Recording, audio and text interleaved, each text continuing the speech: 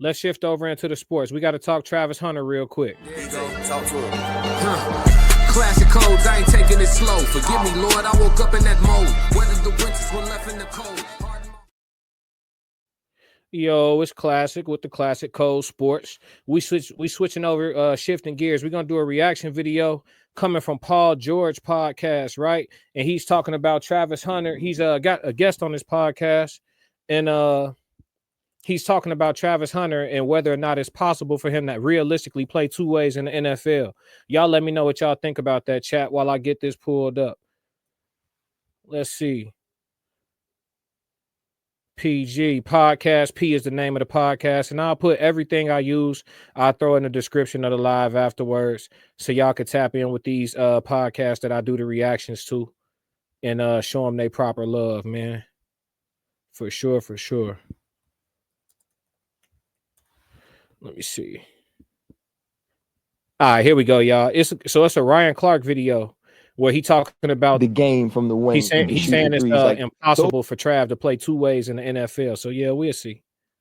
We'll see. I don't believe it's impossible. I just think that when people haven't seen things done, it makes them uncomfortable.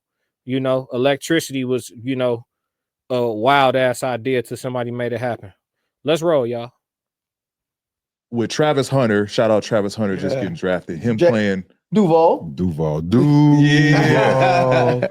With him playing both sides of the ball, and I brought up, because you guys originally, y'all start off Pop Warner and Little League playing both ends, right?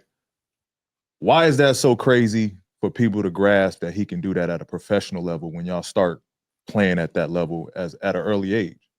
It goes back to just being great at one thing. Like, you want to be a Hall of Famer someday? Like, you want to be great or you want to be good? Very good. So, Travis he's elite. He's one of those guys that come around once in a lifetime. Some guys can manage that transition, some guys can't.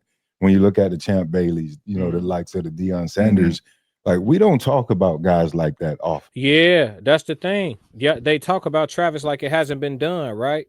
They talk about Travis like Cordell Stewart didn't exist. They talk about Travis like Deion Sanders didn't exist. They talk about Travis like Bo Jackson didn't exist. They talk about Travis like, you get what I'm saying? They talk about Travis like people who are unsung people. Tim Tebow switching positions. People who come to the NFL from being college quarterbacks and switch to receivers.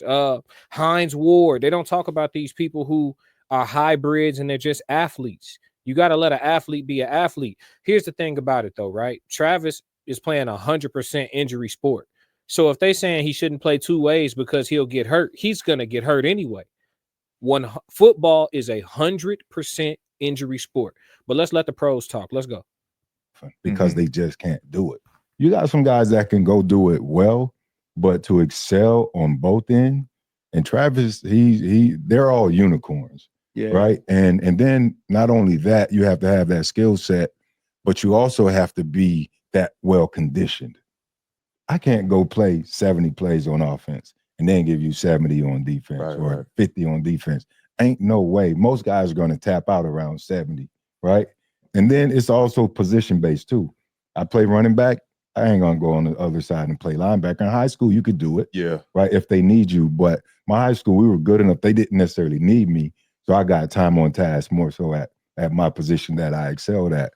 But I think the positions that you have a little less contact at corner, you ain't really got to hit nobody. Right.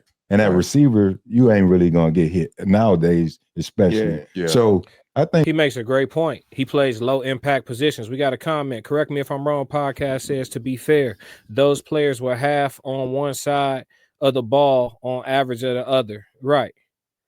And average on the other. Yeah, I mean, I'll give you that. I'll say this, though. As far as people saying it can't be done, it's far-fetched to me that they saying that. And then on top of that, we're in a time now where, in the middle of the game or in the middle of a series, asking for a blow real quick is not frowned upon. The football we came up watching, and us, we still gonna watch football, right? But as shorties, when we was watching football, it was rare for you to see the starting running back come out the game for some water. He can't come out because his shoe came off, come out because he, hurt a little bit, banged up. It was rare for you to see a star come out the game for some water. They was on the field every play. You know what I'm saying? So Travis Hunter, if he playing certain packages, I don't know what's going on with the camera today, y'all. But if he playing certain packages on defense and certain packages on offense, and he getting rest in the meantime, in between time, I don't see it being a problem, y'all. Let's let the pros see. I think Travis is going. Let the pros cook. What you say? Correct me if I'm wrong. Say a Hall of Fame. You talking about Trav? I can see it. Why not? He like that, bro. He just gonna have to put on a little bit more muscle. I know he's strong because I seen his workouts and stuff, but it's not about just strength though. I think he need to put on a bit more muscle just to shore up safety, protection for the joints and the ligaments and the tendons, just a little extra layer of protection. I think he should put on about 10 and just chill. Because you got guys like Deshaun Jackson played their whole career skinny. So he don't got to get too big, but I definitely think a little extra protection on him will do him good because he's going to be on defense. And every now and again, he is going to have to drop his shoulder. That's just the reality of it. And every time you do it, it can't take you out for weeks. Going to do well down there in Jacksonville. But again, I think it's position specific that will determine if you're able to kind of make that change. Pete, who are the unicorns of basketball? Because I'm older than you. The time I got into basketball was Bad Boys. It was the transition from the Bad Boys to the Chicago Bulls. That was the ball I knew, right? Like that if I had Jordan and I had Pippen, I could beat you with Purdue or Cartwright at the 5 because I just needed them to do a specific thing. And then we met Dirk, who had the height of a 5. Now leave it to Ryan Clark to try to make a basketball analogy, and everybody in the room play football. There's no need to go there. There's no need, Ryan. You play football. Fred play football. We talking about football. Here he go with a Dirk Nowitzki and all. What is he talking about? And I'm not Ryan Clark. I'm not really on his side right now because I don't like how he attacked Robert Griffin III. But we're going to make a separate piece of content on that. Let's go. But he played the game from the wing and could shoot the threes. Like those type of unicorns changed the game, but they had to prove they could do it. You know what I'm saying? Like when growing up, when I would watch basketball, if you were the tall kid, they just put you at the 5. They didn't care what the skill set was. And in some situations, you weren't going to gain the skill set because they weren't going to allow you to do it. You know what it is, man. If you were 7 foot and you trampled out and shot the 3, that's putting you on the bench. Right. Why are you out here? Right. And so I think that's a huge part of it, why we haven't seen it. And 2, we have not done a great job as football people of telling the world how special Travis Hunter is, how unique he is to have the ability to be considered to do it, right? Charles Woodson is my favorite football player of all time. And I used to watch him at Michigan, and they'd put him in the game, bro, for 15 players on offense, maybe 10 players on offense. He'd return a punt. And you knew when he got in the game, he was getting the ball because they weren't going to waste him. Yep. Travis Hunter played the whole game on offense. Yeah. And then would switch and go play the entire game on defense. And I can't say that he's the best wide receiver I've ever seen in college because he's not. I can't say he's the best corner I've ever seen in college. He is beyond a shadow of a doubt the best to have ever done both simultaneously. If y'all say y'all the coach, right? And That's a hell of a compliment, though, to say that he's the best to have done both simultaneously. But I'll just say this: listen, man, if you are at the pro level, it's about what you bring to the team, and it's about the team having pieces, right? Y'all following me? So if you got a guy that's let's say your average number 1 receiver on the top teams that's gonna compete, Jacksonville not being one, but let's just say your average number 1 receiver overall rating is like 88 or something like that in the league. And then you got the top tier guys, the Chases and all of that, they in the 90s, right? But let's say your average number 1 receiver, just a regular guy, he like an 88 overall, right? Let's say Travis at receiver is like an 85. So he like a good ass 2. You know what I'm saying? And then let's say at corner, he like a 90. Bro, that's a good piece to have on your team. I'm not understanding. Like what are they saying? Okay, if you can't be absolutely sensational at both, then you shouldn't do both. What if I can be better than good at one, borderline great at one, and super good at another? I'm helping my team. So I'm trying to figure out like what's the whole thing. And you know what this is? I'm gonna just call a spade a spade. This is a white people narrative. It's white people that brought this up. These niggas just talking about it because it's a popular talking point. Man, niggas ain't never had no athletic restrictions. Growing up, we play every sport. Listen, till this very day, not even tooting my own horn, I'm decent as hell at baseball, basketball, football, boxing. Like, we play all sports. And if you was an athletic person, you was a real athlete, you got decent at most of them. You know what I'm saying? You'll have one that you really, really naturally talented at. And then you'll have another one that's like your secondary that you know what I mean? And then the other one's just like, okay, if you just getting off the couch, you're not going to be able to fuck with me. You're going to have to be one of them, you know, you're going to have to be nice. You know what I mean? So like we've been not having athletic restrictions on ourselves. So I don't understand like why they trying to do it now. It's weird to me. You know what I mean? Like Deion Sanders played in the Super Bowl and a World Series. Like we've been like this shit ain't really that deep to me for real. But let's go. In Jacksonville, and y'all coaching Travis. Are y'all using him knowing he wants to play both ends of the ball? Are y'all saying, hey, you're going to be a DB, but I know you want to play both ends. We're going to use you sporadically offensively as well. It's pretty much, I'll use a basketball term. It has to be load management. Yeah. On both sides. Yeah. You know, first down, they're a running team. We know they're going to run, try to get you a breather. Third down, 3rd and 8, they pass it, hey, go jump in the slot. Yeah. And I think offensively the same way. He'll have a package. We go 4 wide. You in there. You're not the number one receiver. Yeah. Go get in the slot. Get you a safety, a linebacker to go bop real quick and get you, get little yards. Like put him in advantageous. What's the boy's name? Cohen. Liam Cohen. Mm-hmm. Put him in an advantageous situation so he can show off his skill set. But like RC said, I don't think he's an amazing receiver. I really don't. I think he can play. He could be a lockdown man-to-man corner. Mhm. I don't agree. think he can go out there. He's not Jamar Chase. He's not. You can name him off. He's all the top of Jetta. He's not that. But I think he can go out there and be a Me too. lockdown corner. So play him at corner and have him a package. 11 personnel, you in there. We got a comment. Correct me if I'm wrong. Podcast says niggas had to get good to be able to play at all, anywhere, gym, park, PE, league, etc. Nobody would pick you up. That's facts. That's facts. You had to at least get decent. You know what I mean? Get it. Like I knew the guys. I knew the kids that weren't athletically gifted at all, but they like hanging out at the basketball court. So they'll just work on being able to hit threes from the corner. I'm gonna just get cold at hitting threes from the corner, and then I'll try my best on defense. I can't offer nothing else. But they knew that. So they was like the first role players you ever saw. But you knew, like you was cool with them being on your team because it's like just go to your spot, chill over there. Your man try to sneak away. We're gonna hit you and go 2 for 5, go 2 or 3 for 5 in that corner. That's all we need you for. You know what I mean? Like you had to go, like we come from that. So Travis Hunter, we used to seeing unique special athletes like this. They putting that doubt on him. That's what that is. It's this the NFL, y'all. We know what that is. We know. Now you in the slot. Go find you a dummy to go work in the slot. Yeah. And I think that's the most advantageous way. But to Fred's point, you ain't playing 70 on both for 70. You ain't playing 140. I know that's Bro, got to you be gonna tough. die. Yeah. That's got to You're be going tough to to do. die if you play 140 plays. Yeah, and it comes down to trust too. Dion damn near his dad. Yeah. He trusted him. He knew what he's capable of doing. Yeah. And now this new transition to the NFL, you have to look at it and say, how can we get the most out of him?